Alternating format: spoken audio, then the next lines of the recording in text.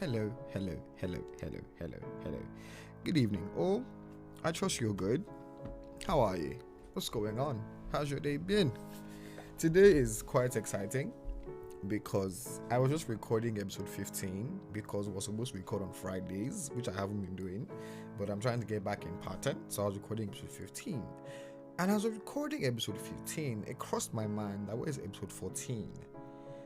And as I was done recording episode 15, I checked and I found out that I had not saved episode 14. So now I'm recording episode 14 just a few hours before you actually hear it. So like it's very, very current. I'm trying to spin it in a nice way. But I honestly don't know how that happened.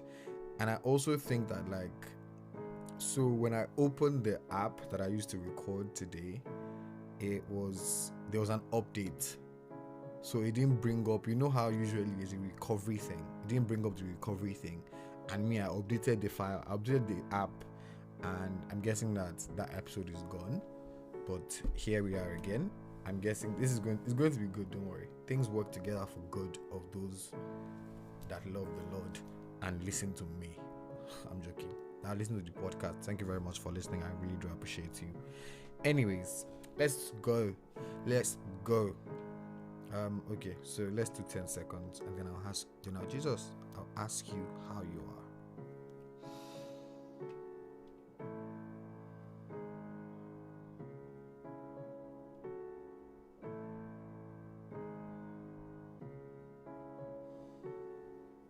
are. Alright. I'm not sure that was 10. I didn't check the time. Anyways, how are you doing? Since you're getting this on Friday, I hope your week has been good. I hope like you've had a good week. I had a good week. Work was much better this week, so that's good. Had a meeting with my supervisor for the first time, which was good as well.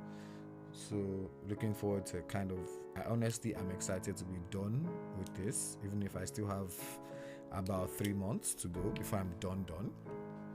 But I'm excited to be done, and I'm really looking forward to what 2025 has for me. But yeah, today we're going to be talking about origins, and the reason why is the most important question. So, a little backstory. So last episode 13, I was answering the questions, and there was this question about how what thing from the past has shaped me to who I am today and everything, and it got me thinking about the past and how we're all none of us are born the way we are. Okay, let me go back to the past a little bit. So I studied psychology in undergrad, and the reason for that was I wanted to be a detective. To be honest, I wanted to be a detective. I wanted to work in detection, in investigation. The plan was Interpol, and obviously at that point in my life, and I think I still partly do it now, but a desire was not always followed by research and investigation and actually finding out the costs of what I wanted to do was. But I just kind of had a vague idea of, okay, I'll do this thing and then I'll find a way. But anyways, nice to be young. So I basically wanted to study psychology, and I wanted to understand people. I think I wanted to understand women more at that point in my life, but I wanted to understand people as well. So studied psychology, and I didn't learn a lot, to be honest. I do remember a few things, but I did not learn a lot. I don't think I would consider myself a person that really knows psychology. I don't think I would. But then I did learn a few very important things. One of the first things, the thing that we're going to be focusing on at the beginning of this episode is a concept called tabula rasa. So this concept is in the argument of nature versus nurture. So nature versus nurture is basically the argument that are you who you are? Are you born the way you are, or are you made the way you are? Now, when you have this argument over and over, what usually ends up happening is that you kind of if you're honest, you end up in the middle, because I think I think that um you are born with certain pre, I don't know the word to use, to be honest. You have tendencies for certain things. You're kind of born with tendencies for certain things. I think so.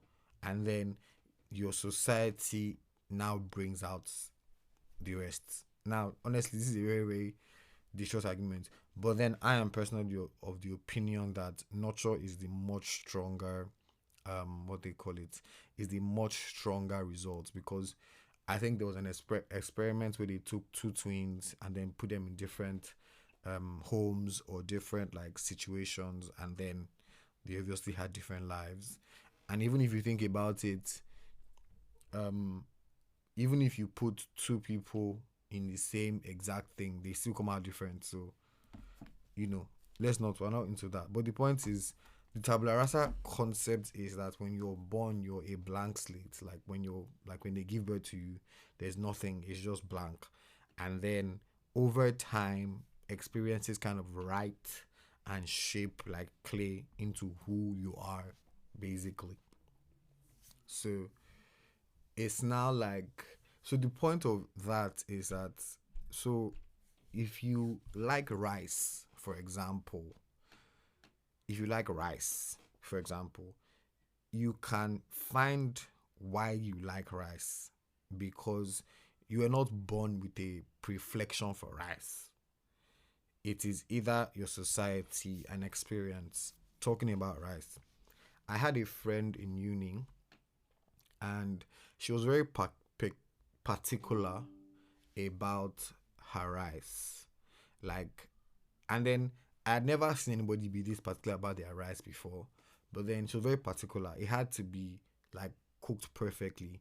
So there was no like boiling the rice until it was cooked. It was usually a draining system. So like you boil it, you put enough water, make sure it is cooked, and then you drain it so that it is not, there's no sogginess. Rice is perfect. Like you can take each grain separately. So, and till today, till today, if my rice is soggy, I will be sad. I will be very, very sad. Like that whole meal, sadness, sadness. But the point of that story about rice is, if you dig deep enough, you can find an answer to almost all of the things that have shaped you to who you are today. There is something that has happened, like, and the thing that I find especially interesting is that it's not exactly big things, to be honest. Like, it's not something that is super, super, super large. Sometimes it's just something small, something passing, and it has such an effect on you as a person.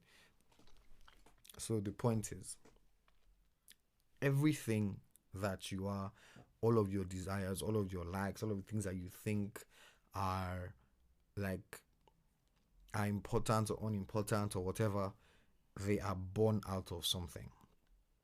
And like you are constantly being written on.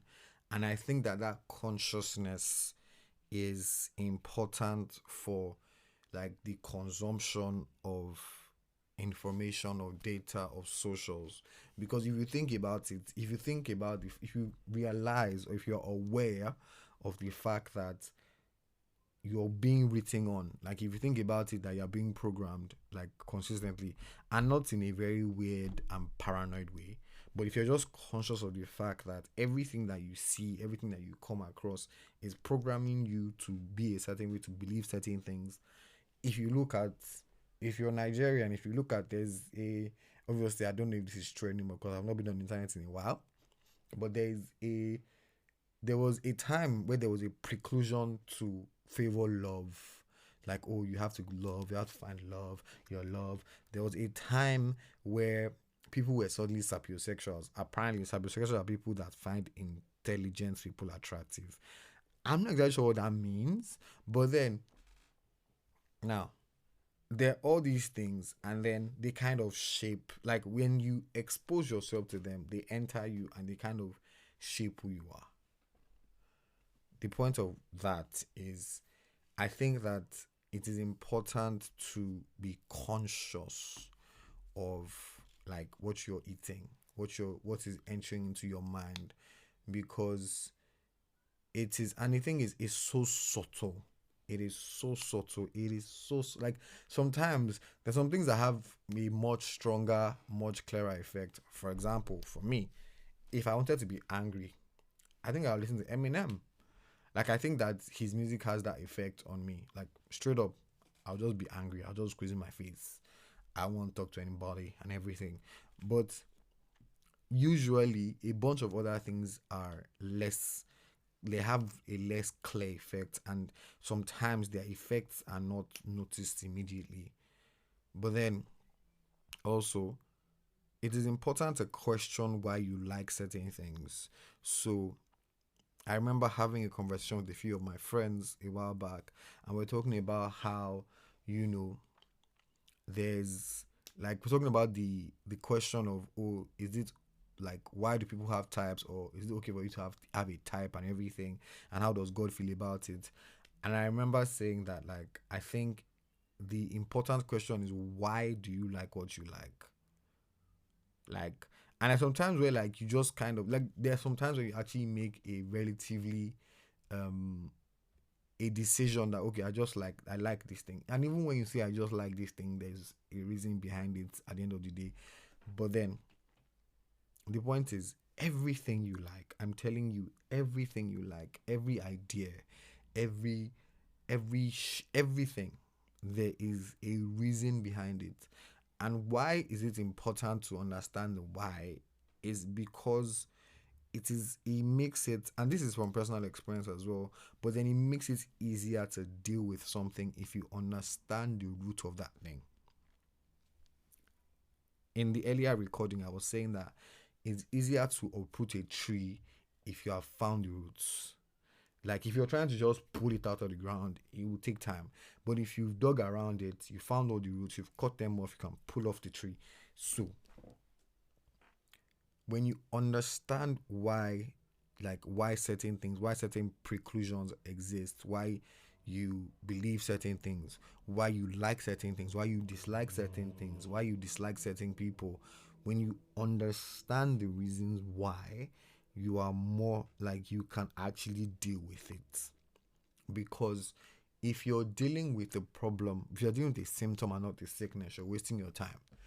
Because, for example, if I have a headache and I'm just taking paracetamol, but the problem is maybe my back or something. I don't know. I don't know medicine, but it runs my back, and I'm just taking a, okay. That does not make sense. But the point is, if I'm just taking a painkiller for my headache, the problem that is the real problem is still there because I'm not dealing with it because I haven't found it. So how do we do this? How do we find the problem? Now this is another psychology term called introspection.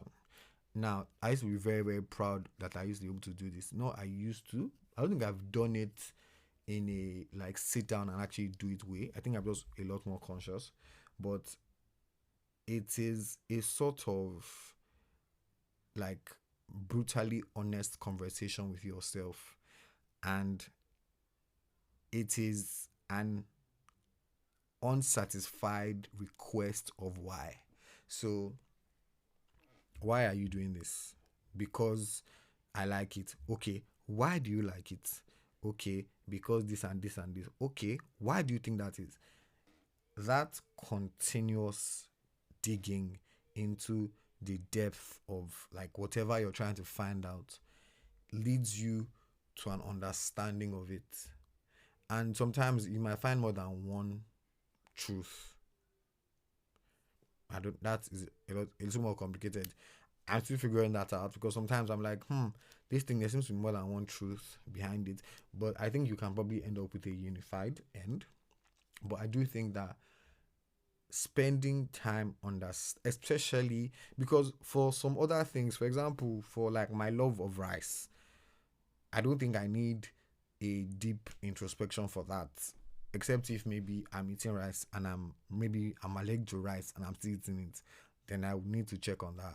But then when it comes to more important things, like for example, why you like certain type of men, certain type of women, why you do certain things. Like why? Like when you understand it, when you get it, then you can actually start to now fix it. I think that that is super important, and this is both for like good and bad things, to be honest. Another reason why it is important is it can help you see clearly. There's like, if you understand this leads to this and this leads to that and that leads to this, you can see it and you can deal with it. Because if you know this leads to that, then you can say, okay, if this leads to that, then I should not let this happen. It's like a leading indicator. I think I mentioned something about this in an episode. I don't remember. But it is, oh, this thing is a problem that leads to this problem, or this feeling is a feeling that leads to this feeling, or this person is a person that leads to this feeling. If you can just recognize patterns, like, I think that it is super, super, super important. Now, how do we now, because what they call it, if we understand that we're shaped by our experiences, we're shaped by what we see, then if we want different experiences, we need to feed ourselves different things. So we need to see things differently. We need to experience new things. For example, for a bunch of people, marriage, or the idea of marriage that they have, they don't like it. So I think that it kind of makes the concept a little uncomfortable. But then what can you do about that? I'm learning that you can expose yourself to new ideas. And this is why understanding the why is important. Because if you've seen that this is why this is a problem, then you can be like, okay, maybe if I see other things, if I see new examples, I might be able to, have a different opinion around this thing. Because maybe I didn't like what I saw growing up or something, and then maybe I should look and see if, because it's hard to produce what you've not seen in your mind. It's hard to believe sometimes what you've not seen in your mind. So like sometimes it's important to, the point of what I'm saying is, I think I got lost in that marriage metaphor story. But the point of what I'm saying is that now that you've asked yourself questions, you've understood certain things, it is important, because we understand that we're built by what we hear, what we see, what we experience. It is important to now be conscious about getting new experiences. And it also helps us understand that what is learned can be unlearned. And I think that that is super important, because there is a tendency to kind of accept that, oh, this is it, this is my life, I can't do anything about it, I just have to accept it. But then if we understand that, oh, this isn't some written in stone situation, it is a thing that I can choose to unlearn. Now it takes time, to be very honest. It takes time. It takes time to become a new person. It takes time to let go of ideas that you've had for a really long time. It takes time. Let's be honest about that. But is it possible? Yes, it is. So you can choose to, I'm going to be a different person. I'm going to experience things differently. I'm going to try things differently, because you've recognized the patterns, you've recognized the source, so you can deal with it. And one of the things that I believe can really help out here is community. Because when you're surrounded by people with a particular type of idea, which you desire, hopefully, but when you're surrounded with people with a particular type of desire, particular type of idea that is closer to where you want to be, then it is easier to gravitate towards that, because they are like, you're surrounded by it. It is easier to take it in. Like, if you think about it, sometimes this is why sometimes you have to leave physical places, because there's some ideas, there's some things that won't just work because of what you're surrounded by. But then there are things that will work because of what you are surrounded by. So community is so important. It is so important. And then because if you're in new community, you can even start to make up new what's the word now? New roots, new ideas. You can start to have new experiences that kind of shape you into who you want to be. I hope you enjoyed this episode because I enjoyed it. And thank you for listening. And bye bye.